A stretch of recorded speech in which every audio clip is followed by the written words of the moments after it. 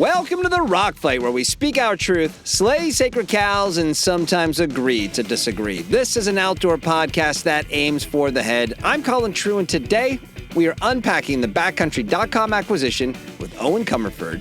But before we get to that, please be sure to follow and rate the Rock Fight wherever you are listening. Clicking follow on your favorite podcast app and leaving that 5-star rating, that's the best way to help this show. And hey, Rock Fight has a brand new show for you to check out. It's called Gear and Beer. And it's where Justin Hausman and I talk about gear the way normal people talk about gear. Honestly, and usually over a beer. You can find Gear and Beer wherever you're listening to The Rock Fight. And lastly, we want to hear from you. Send your emails to myrockfight@gmail.com. All right, let's start the show.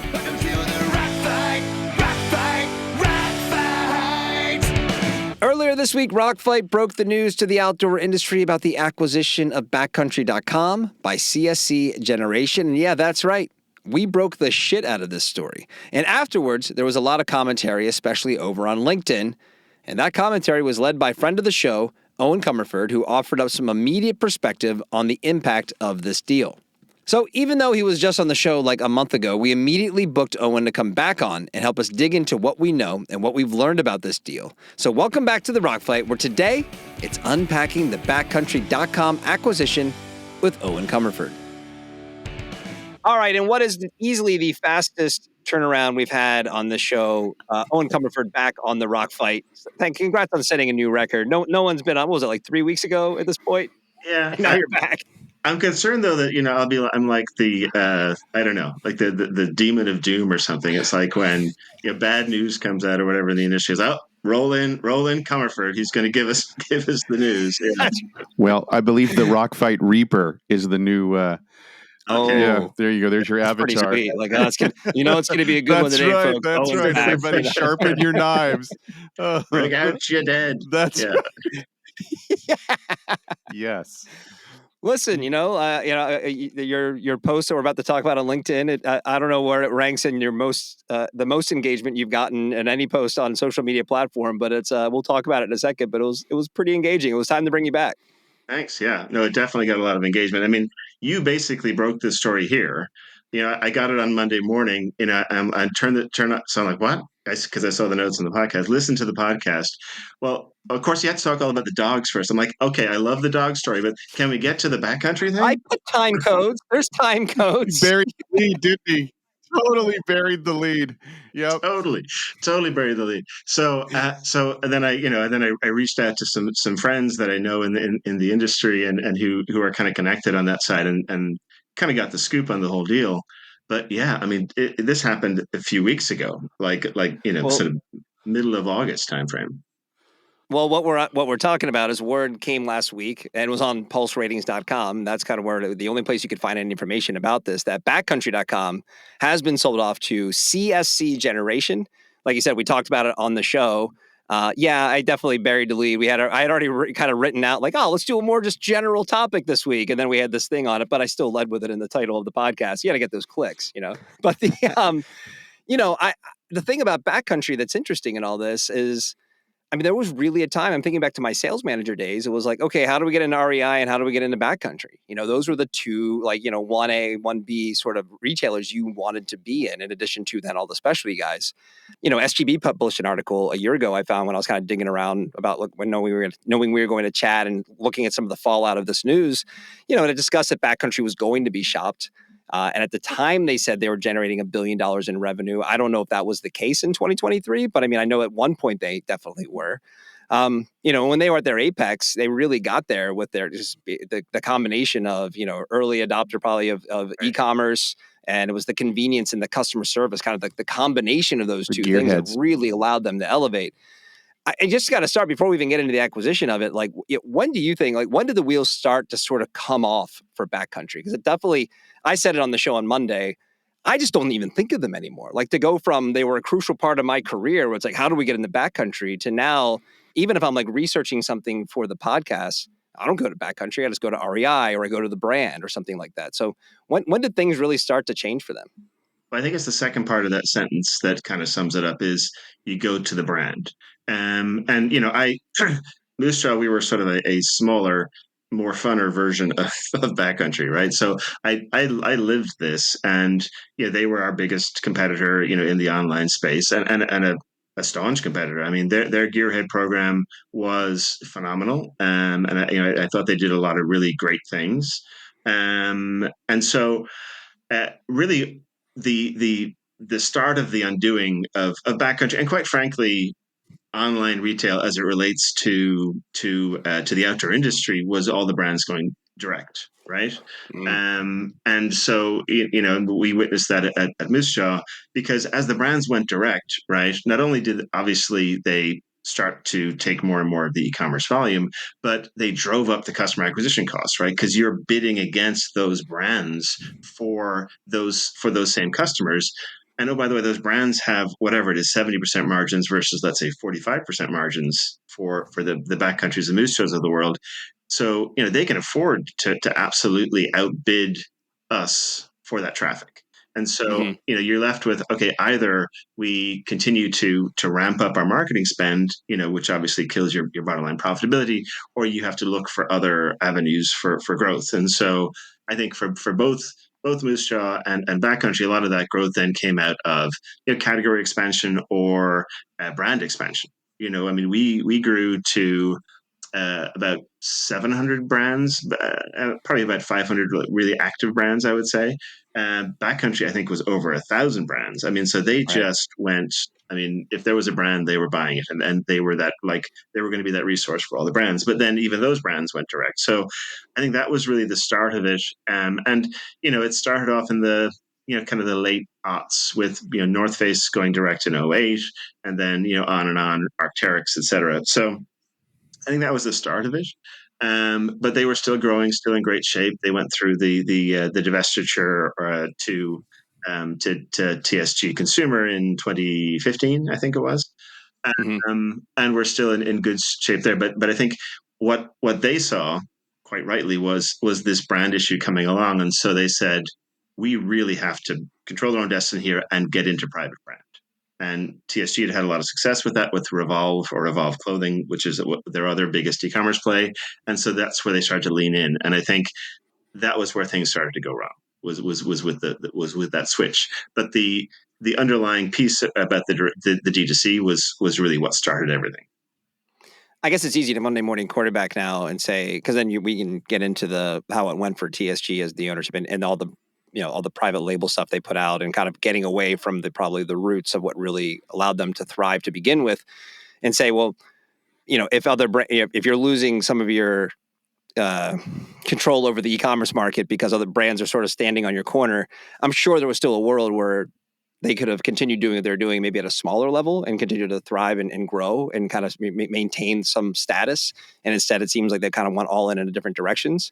But it does seem like, because I got to a point where some of these wounds just seem to be self-inflicted, right? There's kind of a series of missteps after, again, that 2015 timeframe that really, when you look back on it now, it's like, I don't want to say it's indefensible, but it definitely kind of makes you scratch your head a little bit. Sure, and you're right. It is Monday morning quarterbacking, but I mean, certainly the absolute biggest in terms of self-inflicted wound was the fact that they started to sue everybody with the name Backcountry, right, in the industry, and you know, and I actually ultimately led to the then CEO getting axed, but. I feel bad for the guy because it was he just got some really bad advice from the IP attorneys that probably came from TSG, right? Who said, because at that point they had made the decision that because they'd already had Basin and Range, that line, and they already had Stoic for many years, right, as kind of Right. their Yeah. like lead in private brand. But they said, no, we're going to go all in with Backcountry as the lead for this private brand push. But okay, we need to protect the brand, so let's just go out and sue everybody. Now, I think if you were really in the industry, really understood the industry, you would say, "Oh no, you." I think you could have predicted the outcome, right? Oh, yeah. You're going after mom and pop stores. You're going after there was a ski brand in Michigan, right? I mean, these are like handmade skis, doing I don't know a few $100,000 a year, right? And they're just and they're getting these $600 an hour lawyers coming down their throat. I mean, it was. brutal, and the reaction from the community was swift and severe. Well, with a long memory, because if you take that experience, extrapolate out now 10 years later when they want to sell their branded product to specialty Oh retailers, yeah, I believe yeah. in That was trade just a I bookend, believe right? in tradecraft we call that blowback. Okay. Yeah, well, no, I read that about them, being at outdoor retailer, and the I don't know if they got made any sales. I don't see why anybody. I mean, that was kind of Wes Allen's point, I think, in his post on LinkedIn Yeah, was, why would we support this? You right. know, And um, I think anybody can come back from a misstep, right? If they had just tried to done that one sort of thing, like, oh, we should not have done that. We misread the situation. New leadership didn't understand, or old leadership is gone now, whatever. But then to kind of continue to expand their brick and mortar, expand their private label lines, all these sort of things, this leads to this point now where, yeah, then the coup de grace is like, oh, yeah, no, hey, you guys buy our stuff now. And it's like, all right, this is not, no one's really supporting you Here's in my this. cease and desist. I still can't get past it. Right? I have it framed Yeah, to know that I right. shouldn't work with you. Yep. But I think all of that is to kind of leads us to the point of where they are today. I mean, I guess where they are today. Do we know? I mean, I'm not sure if it's public record at all, but do we know how big they are today versus where they were at their apex? no, we don't. I mean, I think the $1 billion number was correct, and I'm guessing they, like everyone else, they saw a bit, they saw a big spike in 2021, I would think. And Sure, I'm of sure course, it's, right, like everybody else, I'm sure it's been a rough 22, 23, 24. right. So hard to say. Now, I would say of the $1 billion, not all of that was backcountry.com, right? Because there was Bergfriend, which is the German aspect, which I think grew to be quite sizable. Mhm. Motorsport, competitive cyclists, Steep and Cheap. So that they had quite a few different elements. If I had to guess, I would say maybe the backcountry piece was in the 600 to 700 million range, which is still, I mean, still sizable. But Sure, yeah. So and then so it's hard to say. And then I guess the other question is how much did they grow the private brand to, and what percentage of that total was it? I don't know. right. I mean, it's something that we tried to do at Moosejaw for years, was to build out our private brand, and it is tough, especially if you're an e-commerce player, because so much of the traffic that you're bringing to the site has already decided what they want to buy, right? Yeah, right, You're right. bidding for the North Face jacket, you're bidding for the MSR tent, right, or whatever it is, and and you've bid a lot to get that person to your site. To then try and flip them to your stuff is really rough. Like for us, for example, the Moose Jaw brand was our number one or number two brand in our physical retail locations. It was Yeah, like number 15, number 20 online. online. So yeah, and we, I'm very biased, but we make great stuff. I mean, great stuff, great fit. We invested a lot of time and effort into it. 4.8 star average rating, yada yada. But yeah, it's a tough road, and I think they found that out. I mean, it's so easy in the outdoor space. I think all three of us have experienced this to some degree. I mean, especially when David and I back in our Polar Tech days, to just sort of, it's so easy to connect dots. It seems so simple then to execute against. Like, oh, well, we could have an apparel line too. Oh, we're already doing well in footwear. Let's add apparel. Or hey, let's add a running line to our boot line or whatever. And that's from a brand perspective. Then to your point, the market forces on a retailer side and establishing a brand when people don't already recognize your brand as pivoting to something different than what your brand is already known for. But it's so like, oh yeah, that makes sense. Of course that makes sense if we had that. Of course people will buy that. And it's really easy, I feel like, to kind of at the boardroom level to kind of talk yourself into these things, slap together a forecast, be like, oh man, look at the upside if this thing goes well. Well, right. That's, and I think it's an age old tale in the outdoor space. Yeah, and I think also that there's this thought process of, well, REI is doing it, and whatever, Right. I don't know if it's like 50% or whatever their own brand is. I know EMS it was at least 50%, at least for their business at one point. Yeah. But thinking that, oh well, that'll totally extrapolate to 100% online business, and it just doesn't work like that.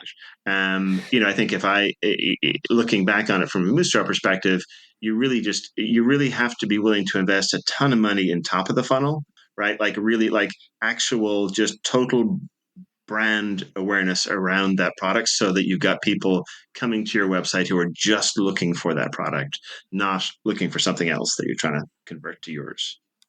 So that's all the kind of the background on all this. Now, if we're looking ahead, like what do we know about their new owner, CSC Generation? I mean, everything we reported here was just kind of what we found on their website.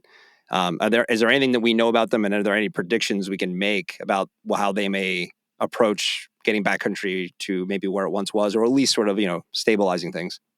Yeah, so I've been doing a little bit of digging. It's all out there on the public record. So CSC Generation was originally founded by a Chinese private equity firm, and really their first acquisitions were, I think, in 2016, 2017. Um, eh, Direct Buy, which is out of northern Indiana, was kind of one of the bigger ones. And then from there, they've bought other stuff. They had Ice.com, Bonton stores, Sur la Oh, Table, Bonton. yeah, Interesting. All right. One Kings Lane, Touch of Modern. So a bunch of these, most of them acquired out of bankruptcy for kind of pennies on the dollar. And you can I mean, if you go through them, you can see the playbook.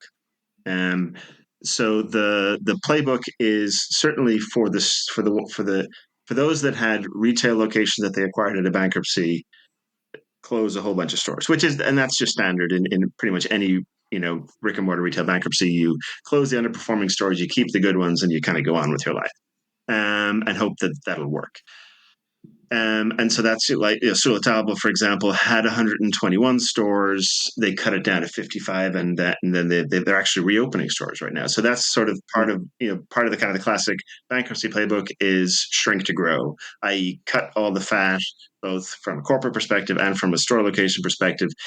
Stabilize the business, get it to a good place that you can then really understand your model to start growing again. So that's kind of the one, and so they've done that in a few cases. But then really, I think, and so the question I think from Backcountry's perspective is what happens to their 9 stores? If I had to guess, that they will be gone. Um, just because I don't know that's going to fit the model going forward. They're very expensive leases. I mean, they have a store, they have a 20-some thousand square foot store in the Grove in LA. That is expensive real estate. That Yeah. lease alone is probably $2 million a year, right? Wow. Um, Jesus. right? And yeah, and then they're also in other outdoor meccas like the Stanford Shopping Center in Palo Alto, California. So We'll get to them in a second, but let's remember that Mountain Warehouse just got 7 stores for $5 million Eastern Mountain Sports, right? yes, So exactly. those leases are probably significantly cheaper by comparison. Oh my gosh, yeah. I would, and the thing is, since this isn't a Chapter 11, they hold those lease obligations. So Right. Yeah. if I had to guess, they're given the build, these are very very beautiful stores. They're like boutique like. I mean, really beautifully merchandised. They're fine. Definitely not your grungy outdoor store by any stretch of the imagination. So there was a lot of in the business what we call tenant allowance (TA). There's a lot of money that went into those stores.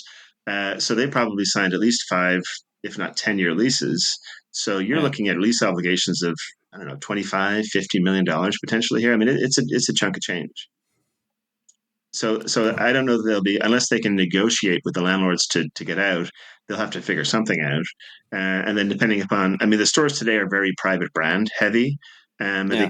so it's almost all their private brand stuff. And then they'll sprinkle in like a Patagonia, fleece over here, or an MSR tent over there.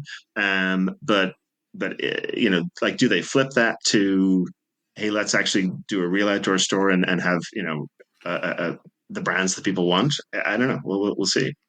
Well, I don't mean to connect dots that maybe don't exist, but I'm just sort of kind of thinking about you mentioning that they have the origins being in the Chinese PE, the funding coming from China. Is there and seeing the success that brands like Arc'teryx and folks are having in China now in the sporting and outdoor market? Is that a something they'll follow up on? You think that's an opportunity? Is there something there, or am I just sort of like, Yeah, maybe. I think it's certainly a possibility that hasn't been their model to date. Yeah. And obviously, Arc'teryx is a very premium brand. You think it's expensive in the US? Try shopping for it in Asia. Oof. So it's I don't think that's the model, but you never know. Plus, since the initial investment, they've actually brought in a lot of other equity from more traditional American based PE firms. So each deal, I think they bring in a different set of investors to come up with the whatever the cash is to make the deal. I also think this is actually the biggest deal they've done, which is going to be interesting. Mm. But actually, it's looking at their other acquisitions that I think gives us the clue as to where they're going. So direct buy is a marketplace model, uh, zero inventory held. Touch of Modern is a membership based deal site, which is it's an event flash based event, zero inventory held. It's all based upon the people who own the inventory then fund that event. You look at ice.com, which they had and then sold. That was also a membership or also a marketplace model. One Kings Lane, which was a deal based flash site, and has now flipped to a furniture marketplace model, zero inventory held. Mm. I think you see where this is going. So yeah, and they talk a lot about our proprietary digital technology platform. That proprietary digital technology platform is a marketplace. So my here we are, September 11th of 24. Yeah. My prediction is that Backcountry is going to be a marketplace. How does the marketplace work, right? So if you're already a backcountry enthusiast, do things change for you? Well, no, it would be sort of like shopping on Amazon, but now instead of shopping on Amazon, you're shopping on Backcountry, and you're uh, but it's a better experience for the consumer, right? Because you're actually shopping from a bunch of really really great, hopefully, outdoor brands, as Yeah. opposed to a lot of the Chinese stuff that you see on Amazon, and hopefully they retain the whole gearhead aspect and the whole service aspect and the Right. knowledge and all those pieces, so that people can not just find stuff but can find the right stuff, and also have the knowledge in terms of the information that needs to be presented to people to be able to make the right decisions around the product that they have. Yeah. But yeah, but ultimately, I think that's where it's going to go. And you can't get there overnight. Obviously, they've got a ton of inventory that they've got to work through, and maybe it could be a hybrid model where like there are certain brands that are just like on Amazon, right? Amazon has its own 1P business where they buy the Yep. product from the brands, and so Backcountry may say, hey, there are certain brands that we love that are And we will profitable that carry we'll inventory. keep at Right. 1P. But like any other brands, if you want to be on the marketplace, here it is, here you go, which actually could be a real opportunity for this industry. Right. I I, work with a ton of emerging brands who would love to be on Backcountry. Right. And if they're really can continue to coalesce enthusiasts in that marketplace, hey, absolutely, all for it. Well, just so from the customer experience, you're going to have access to more brands. It's really the fulfillment aspect that's changing, right? yeah. Whether they're keeping inventory or not, so they're not going to really, the customer's not going to really feel that in that. Right, and they have two very big fulfillment centers. One in Salt Lake City, one in Virginia, someplace.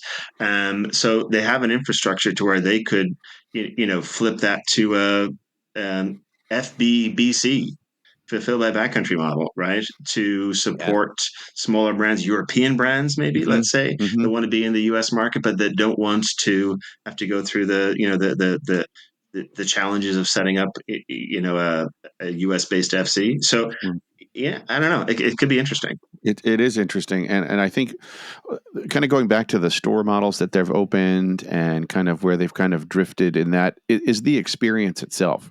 So I do, like you said, I hopefully this is, if a customer can get more items, that's great. But I really would I would be sad to see the gearhead model of personal kind of enthusiastic help and knowledgeable help dissipate into a chatbot and this overwhelming throwing so much product at every page that it now becomes a little homogenized. And that would be my criticism of their stores. Like, I think the idea of brick and mortar is fantastic. They should play in that. But if you're only going to sell your apparel and it's in a store that looks, you're right, it's nice, but it's kind of basic, what's the point? It's not a gear shop. It's not what you are from your D2C. And aesthetically, it's fine.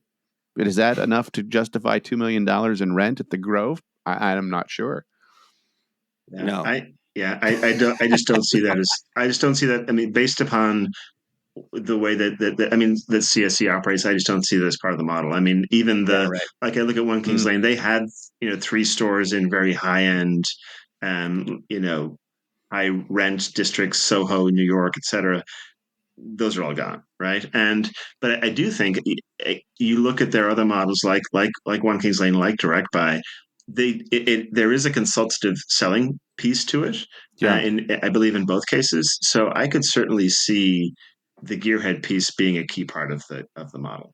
One thing I'm curious about is the messaging, though. This we found out about this because a listener sent the link to the Pulse Ratings article. And then, and honestly, I was waiting for, to get my, I applied to get an account there. I was waiting a couple of days. So all we were really going off of is the 25-word blurb, right? And, and you could even hear me hedging on the episode as Dave and I talked about it. And that's when I put it on LinkedIn, sort of like, am I going nuts here? Like, how are we the ones talking about this and nobody else has? And then on the flip side, you'd think that someone like CSC, if they're acquiring a brand like this, you'd hope they would be talking about it as well, because this is an industry that is clearly, wants to know what's happening, wants to be in the know.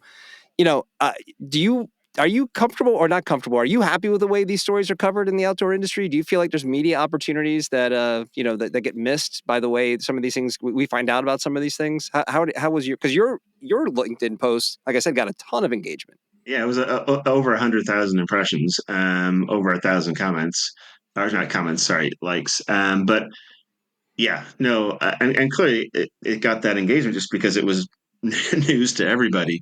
No, yeah, our industry does lack, I think, just real journalism. Most of the folks that are out there are glorified, press release publishers, and that's why I love what you guys are doing here on the Rock Fight. That's why, quite frankly, I think I've built a little bit of a following on LinkedIn, is because there is this vacuum that needs to Yeah. be filled. And actually, I'm in conversations to do a column for one of the publications today. So we'll Hey, all right. yeah. So Well, when we'll when see you're where able to talk about that, we'll have to have you on to we'll promote see that. where That'd be that great. goes. Yeah. Yeah, so we'll see. It's fun. Somebody suggests I need my own Substack, but I'm not sure I'm quite ready for that yet. But we'll see. I guess last thing while we have you here, another topic we spoke about on Monday's episode was the promotion of Cameron Janes at REI, and then the acquisition of EMS by Mountain Warehouse being improved. In regards to REI, it sort of made the assertion that the lack of outdoor industry experience in the C-suite at REI is contributing to some of the issues they're experiencing. The new COO, Cameron Janes, his background is at Walmart and Amazon. Their chief marketing officer has a background at Clorox and Starbucks. And then CEO Eric Arts came up through VF and Urban Outfitters. And David, I talked about it, and and you have a background both at big retailers and then specialty retailers. I do feel like it's easy to say, like, I'm just drinking the Kool-Aid because I care so much about this. But then if you have conversations with people in the space, it does feel like it's an integral part of kind of this industry and that authenticity that we look for in a lot of these products. And are you able to really understand why going outside in the ways that we do means so much to us? Is this something that's actually important for a brand or retailer in our space to thrive, to look at something like that and look at where the backgrounds of the people who are running these bigger brands? Yeah, I think it's interesting because really he was elevated after another longtime executive left, um, and so this elevation obviously puts him in the number 2 spot and the clear successor. If Eric leaves, and so yeah, I think it's challenging because people just assume TSG and the private brand stuff, they assume the outdoor industry is just like every other industry. It's like, it's kind of like the fashion apparel industry, but maybe with like nicer fabrics, right? I mean, that's all it is. And they don't really get what makes it different, both structurally in terms of, the big gorillas and all of the specialty folks, but then also just how much this product means to people in their lives. And it's not just something you put on your foot or on your body or on your back. It's actually sort of part of who you are, part of It's your an identity. Yeah, absolutely. And so many folks don't get that. And so that's concerning. I think the other piece that is challenging from an REI perspective, and I've talked with a lot of REI folks over the last little while, is there is this feeling that the culture has slipped or is slipping. And I think looking back on it, and again, this is Monday morning quarterbacking, but the decision to sell the new campus, right, to Facebook was a major misstep. And at the time, obviously, it was a great infusion of cash and maybe really helped things along the way. But going to this, what's basically a remote model for the business at a time of sort of corporate and cultural upheaval has kind of left people hanging, and there isn't the same gel and closeness within the company, and it's just really hard to get that back and to bring all these executives together and feel like you're part of one team when you're not, at least co-located a few days a week. Right. I talk to brands that are trying to sell into REI, and whatever about like IT. Okay, if you want to be in IT and be remote, sure, fine. But if you're a merchant, you need to be together. That's a team-based activity. You need to be able to touch and feel the product. You need to meet with the brands. You need to, how do you buy jackets and boots and packs over a Zoom call? I don't get it. It doesn't work. I mean, yes, okay, we managed through in 2020, but as soon as that was over, we went right back to having in-person sales meetings. You just have to. I mean, it's just, and so, yeah, I think it's really challenging. I think a lot of people within the company feel a little bit, kind of in the wind, right, in terms of just that it's not the same place that it once was. Well, and then on the flip side, I compared it to Mark Neal, who founded Mountain Warehouse in the 90s and is still there as the founder and CEO. And it's like, and now that the EMS acquisition is official and they're taking on the 7 stores and they got them for their $5 million bucks. Right. And I think I remember if we spoke about it when you were on before. I know we talked about EMS, but we did, because I told you about my example of always kind of rooting for them and kind of treating them as the drunk uncle of the outdoor industry. And are they ever going to get it right? I feel like this is probably their best chance to get it, to kind of get it right. It looks like you've got kind of a real leader. I don't know much about Mountain Warehouse. We talked about it a little bit, like we said last time you were here, but it just based off of this metric, to your point of understanding the space, understanding what makes it special. Like, maybe I'll throw a few bucks in Vegas on Eastern Mountain Sports, see that pays off in 5 or 6 years. Sure. I mean, yeah, they definitely get the space, and they've successfully grown their brand beyond the UK, right? So that they're in Asia, they're in other parts of Europe. So they know how to run an international business. It'll be interesting. I'm pulling for them. Oh, and again, thanks for making time so quickly. Love getting your insights on all of these things. I think the backcountry thing is I'm sure there'll be more things to talk about in the coming weeks and months as that unfolds. But really appreciate your insight on this and for coming back on the show. Sure, absolutely. Thanks for having me on again. All right, that's the show for today. Before you leave the Rockfight universe, however, head to our website, rockfight.co, and click join the mailing list to sign up for News from the Front, our official weekly newsletter. The Rockfight is a production of Rockfight LLC. Our producer today was David Karstad, with art direction provided by Sarah Badass Mama Gensert. I'm Colin True. Big thanks to our guest today, Eoin Comerford, and here to take us out, he's still pumped about Less Than Jake's new EP called Brand New Day. It's Krista Makes. He's here to sing the Rockfight fight song. We'll see you next time, Rockfighters. Rockfight!